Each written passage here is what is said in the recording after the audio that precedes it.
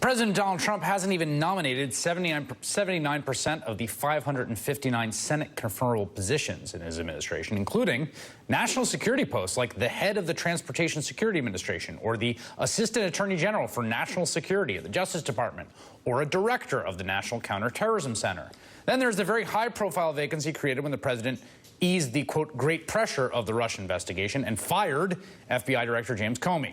Joining me now, Nayyera Haq. She's former senior advisor to President Barack Obama and former State Department spokesperson, and Ali Watkins, national security correspondent for Politico. So there's sort of a bunch of different levels to this, right? There's staffing vacancies, then there's staffing being ignored, and I want to start with that with you, Ali, which is this scoop by Politico, your colleague there, that basically the people that he does have, right, some of the positions, the high-profile ones at State and Defense and the National Security Advisor, told him to put a pledge in his NATO speech basically saying, Article 5, we stand with you.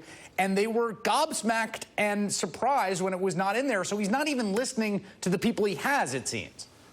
It was an interesting story from my colleague because it's been a consistent thing that I've heard from sources within the intelligence world over the last month, 2 months really, was this question of why can't the staffing kind of pull him back from the ledge, is the quote one of them used. It's almost like their expectation is that Trump doesn't really know how to handle this himself, but there's this almost high bar that a lot of people within the intelligence world are kind of setting for the staff around Trump of why couldn't you pull him back from this ledge? Why are you not able to kind of show him how to maneuver? But he just seems to be almost immune to this guidance, per my colleague's story. Yeah, and Nayyera, there's the guidance he doesn't take, and then there's just the vacancies. And I wonder, you know, we've got this situation developing in the Middle East in which a bunch of Gulf countries, sort of led by Saudi Arabia, are cutting off all diplomatic ties with Qatar.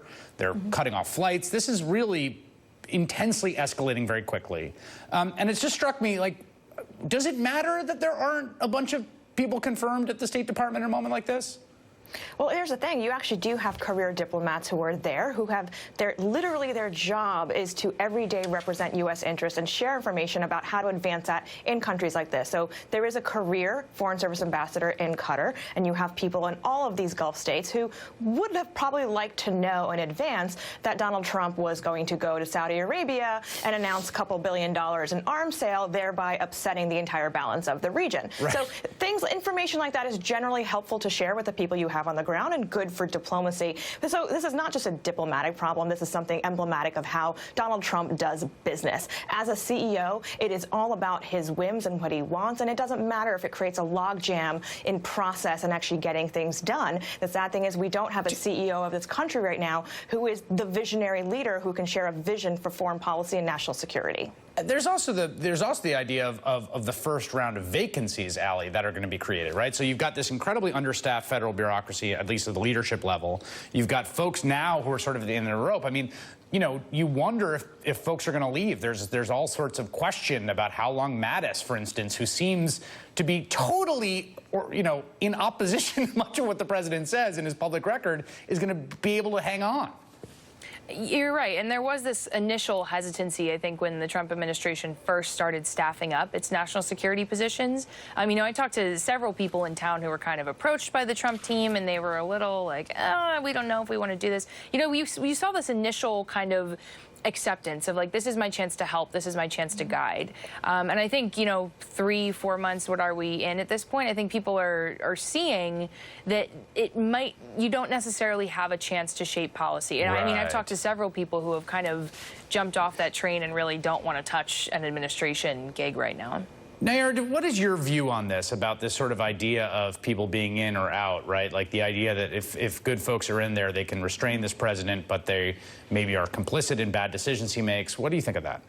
Well, this is fundamentally why career officers exist, and you have a different political class of officers as well. And the career officer's job is to keep things of the basic functions of government running. The basic functions include things like making sure Social Security gets paid out, taxes get collected. But overseas, the basic functions are being able to represent your country and execute policy. And that's the challenge, is when you don't have that kind of direction, you don't have any even of the middle-level managers to share the information. We had our officers overseas in Europe talking about, don't worry, worry, it's okay, we're going to support Article 5, and suddenly they turn out to be liars because they don't, their own leader does not know what he wants to do on a day-to-day basis. All right, Nayyera Haq and Ali Watkins, thank you.